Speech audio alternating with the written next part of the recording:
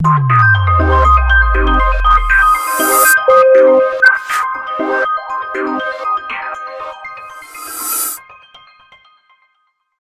यहाँ पर हम बात करने वाले हैं मानव कंकाल या ह्यूमन स्केलेटन के बारे में। हमारा जो कंकाल होता है, यदि आपने कभी देखा हो तो वो इस तरह से जो है हमें दिखाई देता है, जिसमें कि हम उसमें जितनी भी हड्डियां हमारे शरीर में होती हैं उनको हम इस तरह से देख सकते हैं। किस तरह से, जैसे यहाँ पर हम खोपड़ी देख पा रहे हैं, यहाँ पर हमारी जो पसलियां, रिब्स जिसे हम कहते हैं, साथ ही साथ पीछे अगर हम देखें तो हमारा जो मेरुदंड होता है वो हम देख पा रहे हैं।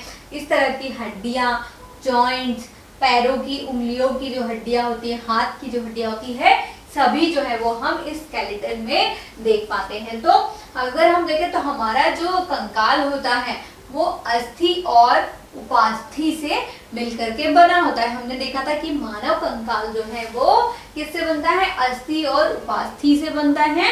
अस्थि या हड्डी जिन्हें हम कहते हैं, और उपास्थि या कार्टिलेज जो कि थोड़ा सॉफ्ट पार्ट होता है। तो कंकाल जो है हम कह सकते हैं वो शरीर का एक केज या पिंजर जो है वो बनाते हैं। हम देखते हैं एक पिंजर या जिसे हम कह सकते हैं केज जैसी आकृति बनाते हैं और हमारे शरीर को आकार प्रदान करते हैं, क्योंकि इस तरह से ही हमारा क्या होता है, हमारी बॉडी का शेप होता है। जितने भी मनुष्य होते हैं सबका स्केलेटन एक तरह का होता है, उनके शरीर का आकार जो है वो, ढांचा जो है वो एक प्रकार का होता है। मानव कंकाल जो है उसमें क्या क्या होता है? खोपड़ी होती है और मेरुदंड। खोपड़ी जिसे हम यहाँ कहते हैं, मेरुदंड या जिसे हम रीढ़ की हड्डी कह रहे हैं, ये वाला पार्ट भी होता है इसमें।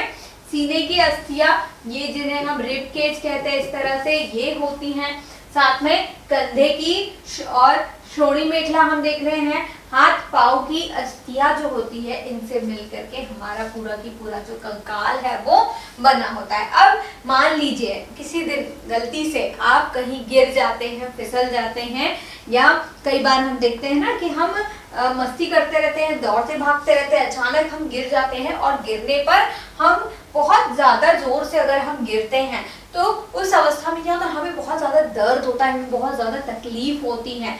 मान लीजिए आप चलते चलते जो है वो क्या कर रहे हैं, अचानक फिसल के गिर गए हैं और क्या हुआ है, आपका पैर जो है उसकी क्या हुई है, कोई हड्डी टूट गई है, तो आपको क्या है, बहुत ज्यादा दर्द हो रहा है, बहुत तकलीफ हो रही है। और इस कंडीशन में जब आप डॉक्टर के पास जाते हैं तो डॉक्टर को आप जब बताते हैं कि आप गिर गए हैं, खेलते हुए आप गिर गए हैं, आपको पैर में बहुत ज्यादा तकलीफ हो रही है, तो सबसे पहले डॉक्टर क्या कहेगा आपसे कि आप जाइए और एक्सरे करवा करके आइए। तो एक्सरे जो है वो क्या हो रहा है, एक ऐसी तकनीकी होती है जिसमें एक्सरे किरणों की सहायता से, कौन सी किरणें होती है, एक्स किरणें होती है। एक्स रे का मतलब होता है किरण, तो एक्स किरणों की सहायता से अस्थियों की आकृति को, यानी जो हड्डियां होती हैं उनको हम क्या करते हैं, फिल्म पर उतारते हैं और उससे क्या पता चलता है कि कौन सी हड्डी जो है वो हमारी टूटी है। जैसे मान लीजिए यहाँ हम देख रहे हैं कि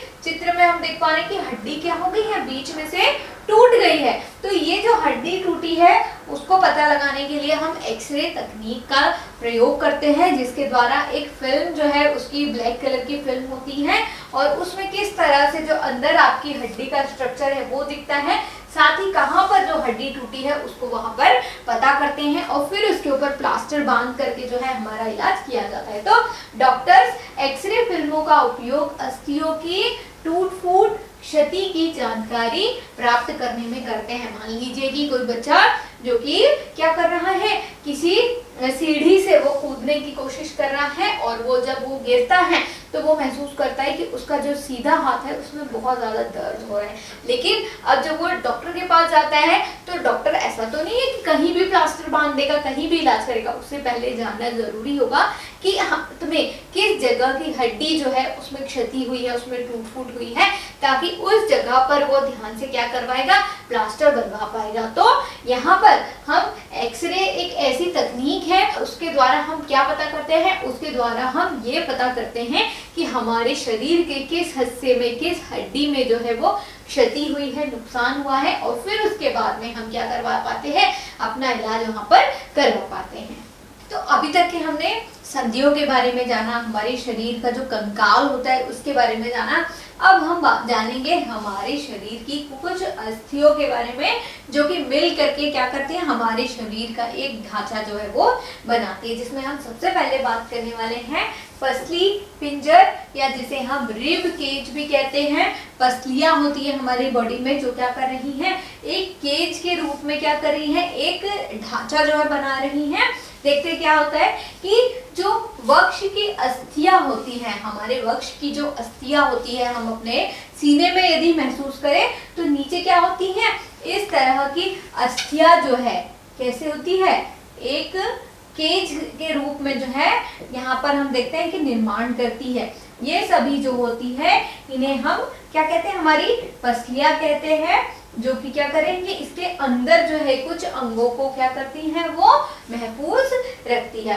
तो वक्ष की अस्थियों को पसलियां कहते हैं। पसलियां कैसी होती है, विशेष रूप से मुड़ी हुई होती है। यहाँ हम देख पा रहे हैं किस तरह से वो मुड़ी हुई है, और ये वक्ष की अस्थि और मेरुदंड से जुड़कर क्या करती हैं, एक बक्से की रचना करती है। यहाँ पीछे जो हमारे यहाँ पर क्या होता है, मेरुदंड होता है, उससे जुड़ करके एक बॉक्स की तरह रचना करती हैं। इस शंकु रूपी बक्से को ही पसली पिंजर कहते हैं। कैसा होता है इसका रूप, शंकु जैसा होता है। तो इस शंकु रूपी बक्से, जिसमें कि क्या होता है, वक्ष की अस्थियां और मेरुदंड से मिलकर के ये क्या कर रही है, एक बॉक्स बना रही हैं, जिसे कि पसली पिंजर कहते हैं। वक्ष के दोनों तरफ कितनी होती है, 12 पसलियां होती है। वक्ष के दोनों तरफ कितनी होती है, 12 पसलियां होती है। हमारे शरीर के जो महत्वपूर्ण अंग होते हैं कौन कौन से हैं, हृदय, लीवर, फेफड़े, इन सब की रक्षा करती है। एक केज के रूप में जो है प्रोटेक्टिव, हम कह सकते हैं सुरक्षात्मक आवरण बनाती है, जिसके अंदर हमारे शरीर के महत्वपूर्ण अंग हृदय, लीवर और फेफड़े जो है मौजूद रहते हैं। आप अपने सीने को या अपनी पीठ को क्या कर सकते हैं, दबा करके इन हड्डियों को जो है वो महसूस कर सकते हैं। और कई बार हम देखते हैं कि जो लोग बहुत दुबले होते हैं उनमें क्या होता है कि जब हम उनके शरीर को देखते हैं तो हमें इस तरह से जो है उभार जो होते हैं इन पसलियों के हमें आसानी से दिखाई देते हैं। तो ये वाला जो उदाहरण है हमने देखा है रिब केज का, पसली पिंजर का, जिसमें कि अस्थियां विशेष रूप से मुड़ी हुई होती हैं। इन अस्थियों को हम कह रहे हैं पसलियां कह रहे हैं, जिन्हें वक्ष की अस्थियां भी कहते हैं। पसलियां विशेष रूप से मुड़ी हुई होती हैं। ये वक्ष की अस्थि और मेरुदंड से जुड़ करके एक बॉक्स की तरह, बक्से की तरह रचना करती हैं। शंकु रूपी बक्सा होता है जिसे कि हम पसली पिंजर कहते हैं, और इसमें वक्ष के दोनों तरफ कितनी होती है, 12 पसलियां होती हैं। ये हमारे शरीर के महत्वपूर्ण अंग कौन कौन से हैं, हृदय, लीवर, फेफड़े आदि अंगों की क्या करती है, रक्षा करती है। उनको क्या कर रही है, इस तरह से एक केज बना करके, पिंजर बना करके उनको इसके अंदर सुरक्षित रखती है। इसके बाद हम बात करने वाले हैं मेरुदंड या कशेरुक दंड भी इसे हम कहते हैं, इंग्लिश में इसे हम बैकबोन भी कहते हैं, जिसकी संरचना जो होती है कुछ इस प्रकार से होती है। तो मेरुदंड जो होता है हमारे शरीर में वो अनेक छोटी छोटी अस्थियों से बना होता है, छोटी छोटी अस्थियों से बना होता है, जिन्हें क्या कहते हैं हम, जिन्हें हम कशेरुका कहते हैं। देखिए किस तरह से छोटी छोटी हड्डियों से बना हुआ है। मान लीजिए कि ये इन छोटी छोटी हड्डियों से नहीं बना होता है और सीधी ही एक स्ट्रेट जो है हड्डी यहाँ पर होती, तो क्या झुकना, कुछ अगर चीजें अगर हम देखें तो झुकना है, चलना है, क्या हम इसको आसानी से कर पाते हैं। हमें मान लीजिए कोई चीज नीचे से उठानी है तो उसके लिए हमें झुकना होता है, तो ये जो कशेरुकाएं होती हैं ये हमें मदद करती है इसके लिए। तो मेरुदंड जो है वो 33 कशेरुकाओं का, 33 कशेरुकाओं का बना होता है। जनरली हम देखते हैं कि जो बच्चे होते हैं उनमें 33 होती है, और अगर वयस्क की हम बात करें तो 26 जो है यहाँ पर कशेरुकाओं की संख्या होती है। ये हमें सीधा खड़ा रखने, झुकने में मदद करता है ना। बैकबोन जो होती है, हमारा जो पीछे वाला पार्ट होता है, मेरुदंड जिसे हम कहते हैं, वो हमें सीधे खड़े रहने और झुकने में मदद करता है। और पसली पिंजर भी जो होता है वो वक्ष क्षेत्र की इन अस्थियों से जुड़ा होता है। पसली पिंजर भी हमने देखा था किस तरह से जो शंकुनुमा बॉक्स बनाता है, तो वो पीछे जाकर के किससे जुड़ा होता है, मेरुदंड से जुड़ा होता है। मान लीजिए अगर हमारा जो मेरुदंड होता है, हम कह रहे हैं कि ये अनेक अस्थियों से नहीं बल्कि सिर्फ और सिर्फ एक अस्थि से मिलकर के बना होता, तो क्या हमें झुक सकते थे, क्या हम दूसरी गतिविधि आसानी से कर सकते थे, हम नहीं कर सकते थे। तो यहाँ हम मेरुदंड या बैकबोन के बारे में बात कर रहे हैं, जो कि अनेक छोटी छोटी अस्थियों से मिलकर बना है और इन अस्थियों को हम कशेरुका कहते हैं और इसी वजह से मेरुदंड को कशेरुक दंड भी कहा जाता है, दंड भी कहा जाता है। और हमें सीधा खड़ा रखने के लिए, झुकने के लिए, इस तरह की गतिविधियों में यह जो है हमारी मदद करता है। और पसली पिंजर भी वक्ष क्षेत्र में क्या होता है, इन अस्थियों से ही जुड़ा होता है। हमारे शरीर को सीधा रखने के लिए, झुकने के लिए जो है ये बहुत ज्यादा जरूरी होता है। अब यहाँ हम बात करने वाले हैं श्रोणी मेखला या श्रोणी अस्थियां जिसे हम कहते हैं, पेल्विक गर्डल्स भी कहते हैं, पेल्विक बोन्स भी कहते हैं। तो श्रोणी अस्थियां जो होती है बॉक्स के समान एक संरचना जो है यहाँ पर बनाती है और ये आमाशय के नीचे जितने भी अंग होते हैं हमारे शरीर में, उन अंगों की क्या करती है, रक्षा करने का कार्य करती है। हम देख रहे हैं किस तरह से बॉक्स नुमा संरचना जो है यहाँ पर बना रही है। पैर की हड्डियां किससे जुड़ी होती है, श्रोणी मेखला से जुड़ी होती है। हमारे ऊपरी पैर में एक हड्डी जो कौन सी होती है, फीमर हड्डी पाई जाती है, जो कि हमारे शरीर की सबसे बड़ी हड्डी होती है। हमारे शरीर की सबसे बड़ी हड्डी होती है फीमर हड्डी होती है, जो जांघ वाला पार्ट होता है।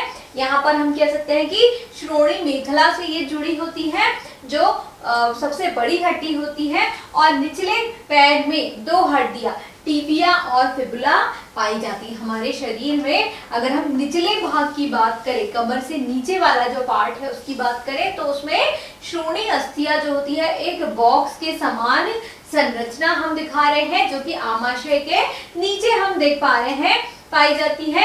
और इन अंगों के, जो कि बहुत सारे हमारे अंग होते हैं, अगर हम अपने लोअर बॉडी में बात करें तो उन अंगों की रक्षा करती है। पैर की हड्डियां श्रोणी मेखला से जुड़ी होती है।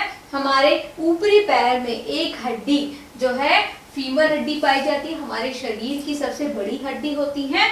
और निचला जो पैर होता है उसमें दो होती है, टिबिया और फिबुला, ये अस्थियां पाई जाती है। तो इस तरह से हमने श्रोणी मेखला, जिन्हें हम पेल्विक गर्डल्स या पेल्विक बोन्स कहते हैं, उनका स्ट्रक्चर जो है वो जाना है। अब अगला जो प्रकार यहाँ हम बात कर रहे हैं वो है अंश मेखला। हमने श्रोणी मेखला जाना है, अब हम बात करें अंश मेखला, जिसे हम पेक्टोरल गर्डल भी कहते हैं। तो हाथ की हड्डी अंश मेखला से जुड़ी होती है। हमारे हाथ की जो हड्डी होती है वो किससे जुड़ी होती है, अंश मेखला से जुड़ी होती है। हमारे ऊपरी हाथ में ये यहाँ तक के केवल एक हड्डी होती है जिसका नाम है ह्यूमरस, है ना। हमारे ऊपरी हाथ में एक हड्डी होती है यहाँ से यहाँ तक के, जिसे ह्यूमरस कहते हैं। और निचले हाथ में यहाँ पर, यहाँ से लेकर यहाँ तक का वाला जो पार्ट होता है, इसमें दो हड्डियां होती हैं जिन्हें कहते हैं रेडियस और अल्ना। इनका दूसरा जो नाम है, पहला जो बड़ी हड्डी है हाथ के ऊपरी भाग की, उसका नाम है ह्यूमरस, और दूसरी जो दो हड्डियां हैं उनका क्या नाम है, रेडियस और अल्ना नाम है। और ये जो होता है निचला हाथ जो होता है वो कैसा होता है, यहाँ पर हमारी कलाई से जुड़ा होता है, जो कैसा होता है, लचीली होती है। और इसमें कार्पेल नाम की अनेक छोटी छोटी अस्थियां जो है वो होती है, जिससे कि हमारा हाथ इस तरह से बना होता है। तो अंश मेखला में हमने क्या देखा, जैसे कि यहाँ पर ऊपर वाला पार्ट जो हमने देखा है वो है ह्यूमरस हड्डी का। फिर यहाँ पर जो दो हड्डियां हम देख पा रहे हैं ये कौन कौन सी है, नंबर 1 इज रेडियस और दूसरी है अल्ना। ठीक है, ये हो गई। फिर इसके बाद में हमारा जो निचला हाथ होता है ये कलाई से जुड़ा होता है। हमारी कलाई कैसी होती है? लचीली होती है और इसमें कार्पल नाम की अनेक छोटी छोटी अस्थियां, ये क्या है? कार्पल, मेटाकार्पल, इस तरह से ये होती है। तो हमने अपने हाथ वाला जो पार्ट होता है जिन्हें हम कहते हैं अंश मेखला, उसको हमने जाना है। अब इसके बाद हम बात कर रहे हैं मानव खोपड़ी, या जिसे हम क्या कहते हैं? स्कल भी कहते हैं। स्कल वाला जो पार्ट होता है उसे क्या कह रहे हैं हम? खोपड़ी भी जिसे हम कहते हैं। तो खोपड़ी जो है, हमारी खोपड़ी अनेक अस्थियों के एक दूसरे से जुड़ने से बनती है। हम देख पा रहे हैं हमारी जो खोपड़ी होती है उसमें क्या होता है? अनेक अस्थियां आपस में जुड़ी होती हैं। यहाँ हम देख रहे हैं हमारी आंखें होती हैं, नाक होती है और जबड़े जो होते हैं जिसमें कि ऊपरी जबड़ा होता है, निचला जबड़ा होता है। ऊपरी जबड़ा और खोपड़ी हमने देखा था, उसमें क्या होती है? अचल संधि होती है कि मूव नहीं कर सकती। केवल जो हमारा निचला जबड़ा जो पार्ट होता है, बोलने के लिए, खाने के लिए हम उसको हिला सकते हैं। तो ये जो है जो हमारी खोपड़ी या स्कल होता है वो अनेक अस्थियों के एक दूसरे से जुड़ने से बनती है। ये हमारे अत्यंत महत्वपूर्ण अंग, हमारे शरीर का सबसे महत्वपूर्ण अंग क्या होता है? मस्तिष्क होता है, जिसे हम इंग्लिश में क्या कहते हैं? ब्रेन भी कहते हैं। तो उसको परिबद्ध करके, यानी क्या कर रहे हैं? उसको एक सुरक्षा प्रदान कर रही है, उसको हिलने डुलने से रोकती है। हमारी जो खोपड़ी होती है काफी ज्यादा मजबूत होती है। हम गिर जाएगा, अक्सर हम देखते हैं ना कि छोटे बच्चे क्योंकि अक्सर गिरते हैं, उन्हें हाथ पैर में चोट लगती रहती है, हाथ फ्रैक्चर हो जाता है। लेकिन जो खोपड़ी होती है वो बहुत मजबूत होती है, बहुत ही भयानक। यदि कोई एक्सीडेंट होता है उस स्थिति में ही केवल हम देखते हैं कि ब्रेन जो होता है, हमारा जो मस्तिष्क होता है, इसको जो इंजरी होती है, चोट लगती है। अन्यथा जो खोपड़ी होती है उसका काम ही क्या होता है कि वो जो हमारा ब्रेन होता है, हमारा जो मस्तिष्क होता है, उसको सुरक्षा प्रदान करती है ताकि किसी भी तरह के जो झटके होते हैं वो उसको ना लगे। क्योंकि यदि हमारा ब्रेन किसी भी तरह से, यदि कोई दुर्घटना होती है, कोई क्षति होती है उसमें, तो वो पूरे के पूरे हमारे शरीर को क्या करते हैं? वो हमारी ब्रेन इंजरी जो होती है वो प्रभावित करती है। तो खोपड़ी अनेक अस्थियों से एक दूसरे से जुड़ने से बनती है और ये हमारे शरीर के सबसे महत्वपूर्ण अंग जो ब्रेन होता है उसको सुरक्षित रखने का कार्य करती है। हम यहाँ पर देख सकते हैं कि किस तरह से इसमें जो है यहाँ पर एक खांचा हम कह सकते हैं दिया गया है, बना हुआ है आंखों के लिए, नाक के लिए, मुंह के लिए, और किस तरह से उसमें जो है दांत जो होते हैं हमारे जबड़े में फिक्स होते हैं। तो मानव खोपड़ी या स्कल के बारे में हमने अभी तक के जान लिया है।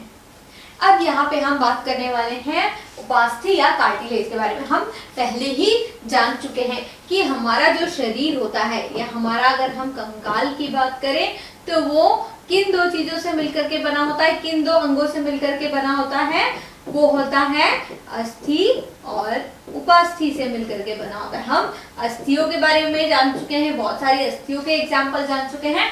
अब हम बात करेंगे उपास्थि के बारे में, या जिसे हम क्या कहते हैं? कार्टिलेज भी कहते हैं। क्या कहते हैं? बोन एंड कार्टिलेज, इनसे मिलकर के क्या बना होता है? हमारा कंकाल बना होता है। तो बोन्स के बारे में हम सभी जानते हैं, अस्थियों के बारे में हम जानते हैं कि क्या होती है।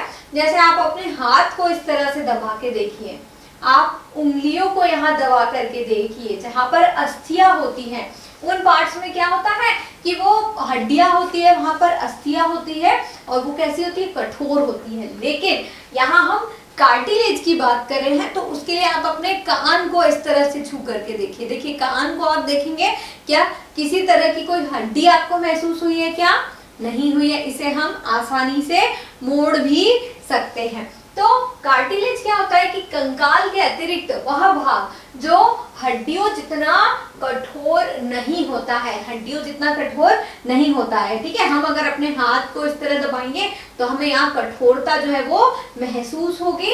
अगर आप उंगली दबाए अपने शरीर का ऐसा हिस्सा जहां पर हड्डी आपको पैरों में आप कहीं पर भी फील करेंगे तो आपको हड्डी महसूस होगी। लेकिन यहाँ पर हम कार्टिलेज यानी कि उपास्थि की बात कर रहे हैं, जो कि हड्डियों जितनी कठोर नहीं होती है, जिन्हें हम इस तरह से जो है मोड़ सकते हैं। अपने कानों को आप देखें, इस तरह से मोड़ सकते हैं। तो ये इन्हें हम क्या कहते हैं? उपास्थि कहते हैं। इन्हें हम उपास्थि या कार्टिलेज कहते हैं।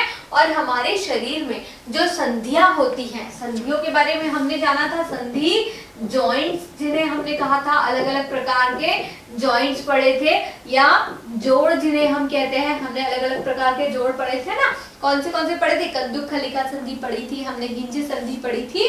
तो ये जो जॉइंट्स होते हैं, ये भी, इनमें भी उपास्थि या कार्टिलेज जो है वो पाए जाते हैं, तभी वो जो है आसानी से गति कर सकते हैं। तो उपास्थि या कार्टिलेज के बारे में हमने देखा कि ये हड्डियों जैसे कठोर नहीं होते हैं, बल्कि कैसे होते हैं? कठोर नहीं होते हैं, सॉफ्ट होते हैं, जिन्हें कि हम क्या कर सकते हैं? मोड़ सकते हैं। इन्हें ही हम कार्टिलेज या उपास्थि कहते हैं।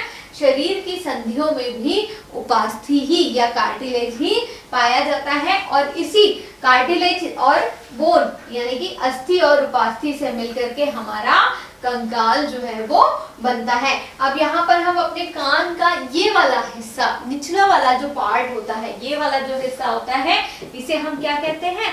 कर्णपाली। क्या कहते हैं? कर्णपाली कहते हैं। आप ऊपर वाले हिस्सों को छुएंगे, ये जो उपास्थि वाला पार्ट है उसको छुएंगे, और निचले वाले हिस्से को छुएंगे, तो आप क्या देखेंगे कि ऊपरी भाग जो है वो है उतना ज्यादा लचीला नहीं है जितना कि हमारा निचला वाला भाग लचीला है, जिसे हम क्या कहते हैं? कर्णपाली जिसे हम कहते हैं।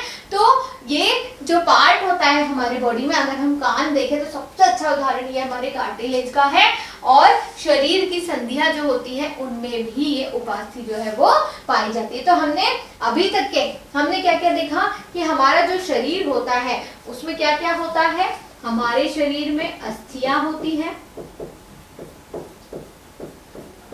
इसके अलावा उपास्थियां होती है,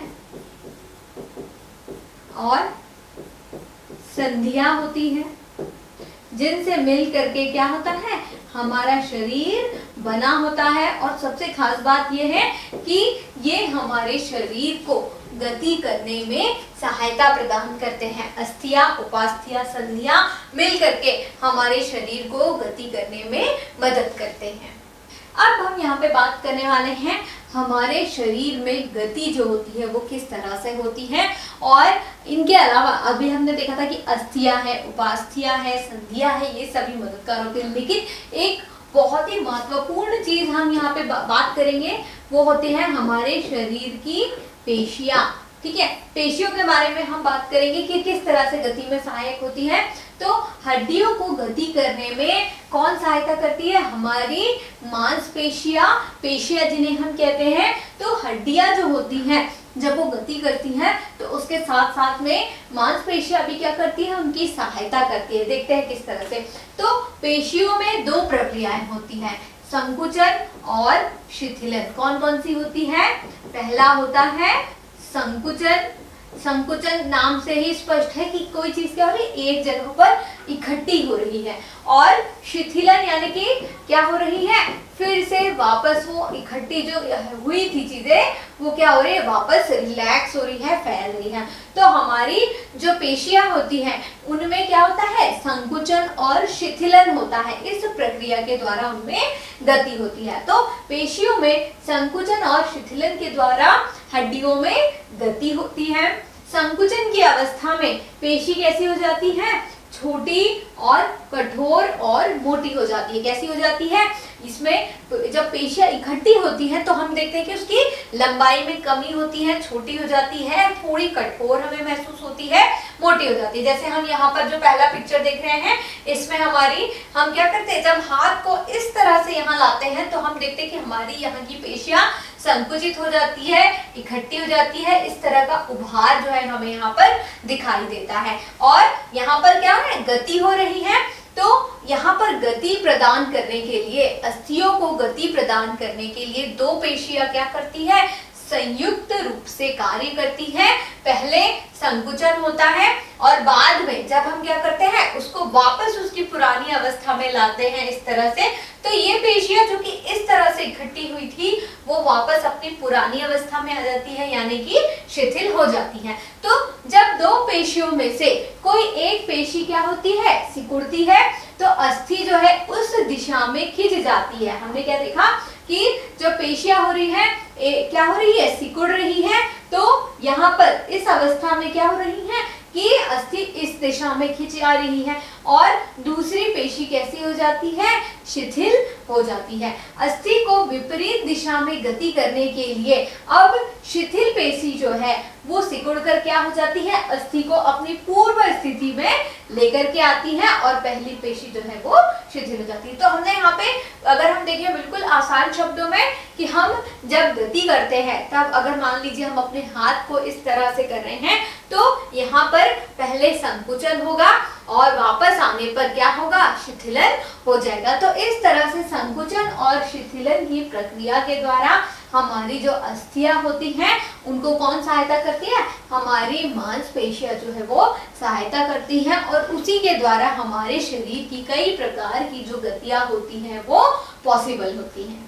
तो मानव में हमने क्या देखा कि मानव शरीर को अगर हम देखें तो उसमें अस्थियां होती है, उपास्थियां होती है, पेशियां होती है, संधियां होती है और इन सभी के हम कह सकते हैं मिला करके क्या होते हैं, हमारे शरीर में गति होती है। लेकिन अब अगर हम इसके बाद जंतुओं की बात करें कि अलग अलग जो जंतु होते हैं, जैसे हम अलग अलग एग्जाम्पल यहाँ पे लेंगे जिसमें घोंघा हो सकता है, जिसमें कि केचुआ हो सकता है, पक्षी हो सकते हैं, कोई भी जीव हम यहाँ पर ले सकते हैं, मछलियां ले सकते हैं।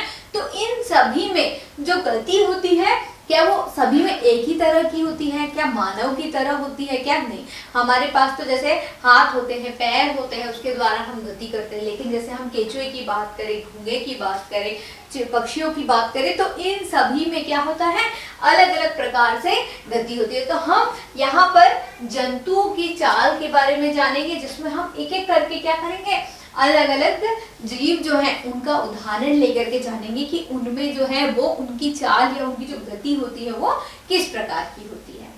तो जैसा हम सभी जानते हैं कि अलग अलग प्रकार के जो जंतु होते हैं उनके शरीर की संरचना भी अलग होती है और उनकी जो गति होती है या उनकी जो चाल होती है या उनका एक स्थान से दूसरे स्थान तक जाने का तरीका भी कैसा होता है, अलग होता है। अगर हम केचुए की बात करें तो वो रेंग कर चलता है। यदि हम किसी भी पक्षी का उदाहरण लेते हैं तो हम क्या जानते हैं कि वो उड़ करके जो है एक स्थान से दूसरे स्थान पर जाता है। और वहीं पर यदि हम ऐसे जीवों की बात करते हैं जिनके कि 4 पैर होते हैं, गाय है, भैंस है, बकरी, तो वो अपने पैरों से चल करके एक स्थान से दूसरे स्थान पर जाते हैं। तो यहाँ हम क्या करें, कुछ उदाहरण ले रहे हैं जिसमें पहला उदाहरण हमारा जो है केचुआ।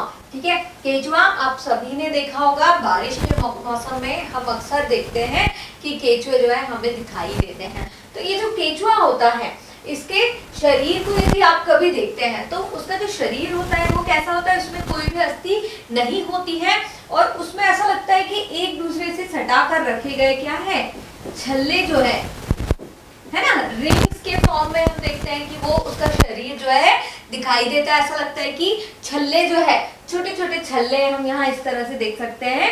ऐसा लगता है कि छल्ले के एक पूरे क्रम में उसको रखा गया, एक दूसरे से सटा कर रखा गया है। और केचुआ जो होता है उसके शरीर में किसी भी प्रकार की जो अस्थियां होती है, जो हड्डियां होती है वो नहीं होती है। केचुए के शरीर में किसी भी प्रकार की अस्थियां नहीं होती है। उसका शरीर कैसे बिल्कुल लचीला सा हमें दिखाई देता है, एकदम फ्लेक्सिबल होता है और वो क्या करता है, रेंग रेंग कर आगे बढ़ता है। कभी आपने उसको देखा होगा तो उसकी स्पीड कैसे होती है, बहुत ही स्लो होती है। और वो किस तरह से चलता है, वो अपने आगे के और पीछे के शरीर में क्या करता है कि आगे बढ़ाता है, फिर उसको ढीला छोड़ता है, फिर इस तरह से वो आगे बढ़ता है। तो उसमें क्या होती है, अस्थियां नहीं होती है, पेशियां होती है। चलिए देखते हैं कि ये किस तरह से जो है वो मूव करता है, किस तरह से वो रेंगता है। किसी भी तरह की अस्थियां उसके शरीर में नहीं होती है, क्या होती है, पेशियां जो है उसके शरीर में होती है। तो केंचुए में गति जो है शरीर की पेशियों के बारी बारी से विस्तरण और संकुचन। विस्तरण का मतलब होता है, क्या होता है, फैलाना और इकट्ठा करना। संकुचन मतलब इकट्ठा करना। जो पेशियां होती है फैलती है और इकट्ठी होती है, इसकी मदद से वो आगे बढ़ता है। केंचुए का शरीर छल्लों से बना हुआ प्रतीत होता है। इसके शरीर में अस्थियां नहीं होती है, केवल क्या होती है, पेशियां होती है। चलन के दौरान केंचुआ अपने शरीर के पश्च भाग को भूमि में जकड़े रखता है। अब ये क्या करना है, मान लीजिए हम यहाँ पर अगर पिक्चर में देखें तो मान लीजिए ये उसका आगे वाला हिस्सा है और ये पीछे वाला हिस्सा है। तो जब उसे आगे बढ़ना होता है तब वो क्या करता है कि इस भाग को वो क्या करता है, भूमि में जकड़े हुए रखता है। मतलब पूरी बॉडी एक साथ मूव नहीं कर रही है, सिर्फ आगे के भाग को वो क्या करता है, फैलाता है। पिछले भाग को उसने क्या करके रखा है, भूमि में जकड़ के रखा है, भूमि से सटा के रखा है। और आगे वाले भाग को वो क्या करता है, अग्र भाग को फैलाता है। फिर इसके बाद अग्र भाग से भूमि को पकड़ता है। अब उसने क्या किया है, थोड़ा सा अपनी जगह से आगे बढ़ा है, आगे के भाग से उसने भूमि को पकड़ लिया और पीछे के भाग को क्या करता है, स्वतंत्र कर देता है। तो पीछे का भाग क्या होता है, जब पीछे का भाग भूमि से पकड़ा हुआ था, आगे वाले भाग को उसने फैलाया। फिर जब आगे बढ़ा थोड़ा तो वहां से क्या कर लिया, आगे भूमि को पकड़ लिया और पीछे वाले भाग से छोड़ दिया। तो पीछे वाला जो पार्ट है, उसका भाग है, वो आगे खसक जाता है। तो इस प्रकार वह शरीर को संकुचित कर पश्च भाग को आगे की ओर खींचता है। पहले उसने क्या किया, पीछे वाले भाग से यहाँ से इतना पार्ट मान लीजिए उसने भूमि पर क्या करके रखा, पकड़ के रखा। इस वाले भाग से वो आगे बढ़ा। फिर जब आगे बढ़ गया तो इस वाले भाग को क्या किया, जमीन से जकड़ के रखा और पीछे वाले भाग को लूज कर दिया और फिर इस तरह से वो आगे बढ़ गया और अपने पूरे शरीर को इसी तरह से क्या करता है, रेंग रेंग कर जो है वो आगे बढ़ाता है। केंचुए के शरीर में अनेक छोटे छोटे शूक होते हैं। शूक हमें दिखाई तो नहीं देते, बाल जैसी आकृति होती है और ये शूक जो होते हैं बहुत छोटे छोटे होते हैं यहाँ पर इस तरह से, और ये पेशियों से जुड़े होते हैं। जो शूक जो होते हैं मिट्टी में उसकी पकड़ को मजबूत करते हैं। केंचुए को हमने देखा है कि केंचुआ जो होता है, हम कह सकते हैं किसान का मित्र इसे कहते हैं, बहुत हेल्पफुल होता है ये खेती में। और केंचुआ क्या करता है, केंचुआ जब गति करता है तो उसके जो शूक होते हैं, बाल जैसी आकृति होती है, ये उसकी पेशियों से जुड़ी होती है जो उसको आगे बढ़ने में मदद करते हैं और ये शूक ही मिट्टी में उसकी पकड़ को मजबूत करते हैं। केंचुए जब भूमि में गति करते हैं, भूमि में जब वो जाते हैं तब वो क्या करते हैं, मिट्टी को खाते हैं और जो अनपचा हुआ जो भी पदार्थ बचता है उसको क्या करते हैं, भूमि में ही छोड़ देते हैं, जो कि बहुत ज्यादा उपजाऊ होता है। और उसी की वजह से हम कहते हैं ना कि केंचुआ जो होता है बहुत मददगार होता है, किसानों के लिए बहुत हेल्पफुल होता है। क्यों, क्योंकि जो भी वो अपचा पदार्थ जो छोड़ता है अपनी बॉडी से निकालता है, वो बहुत ज्यादा खेती के लिए या मिट्टी के लिए हम कह सकते हैं उपजाऊ होता है। तो हमने क्या देखा कि केंचुए के शरीर में अस्थियां नहीं होती है, पेशियां होती है। पेशियों में क्या होते हैं, शूक होते हैं, बाल जैसी आकृति होती है जो कि पेशियों से जुड़े होते हैं और उसको मिट्टी में वो मूव करने में, जो शूक होते हैं आगे बढ़ने में वो मदद करते हैं। और साथ ही साथ केंचुआ जो होता है उसके शरीर पर क्या होते हैं, चिकने पदार्थ होते हैं जो कि भूमि पर मिट्टी में उसको आगे बढ़ने में जो है वो मदद करते हैं। जब हम केंचुए को देखते हैं तो हमें वो हल्का सा शाइनी सा दिखाई देता है ना, कुछ ऐसा उसमें हल्की सी चमक होती है। तो वो चिकना सा जो हमें दिखाई देता है वो पदार्थ होते हैं जिसकी सहायता से उसे आगे बढ़ने में सहायता मिलती है।